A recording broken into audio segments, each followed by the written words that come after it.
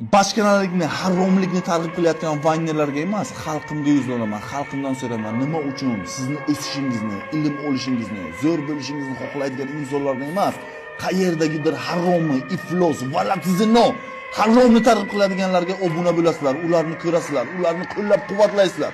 Tushuninglar, pastkash bo'lishlaringiz, pullaringiz bo'lmasligi, iflos bo'lishlaringiz, xor bo'lishlaringiz, Rossiyaga borib zo'r bo'lishlaringiz kimdan bog'liq? O'shalardan. Yana borib mehnat qilyapsizlar, yana o'shalarni ko'rib, kulib o'tirasizlar. O'shalar sizni ichingizdan yemiryapti-ku, o'shalar orqasidan siz zahri-zaqumga botib, azob yeb ishlayapsiz. Ertaga o'zingizning farzandlaringiz ham ilmsiz, hech narsaga yaramaydigan bo'lib, yana qul bo'lib, yana ishchi bo'lib borishadi.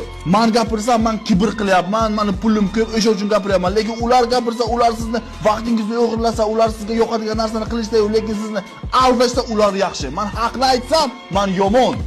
Yomon bo'lay, lekin tushunganlar uchun yaxshi bo'lay, tushunganlar uchun. Bu ifloslardan nima foyda?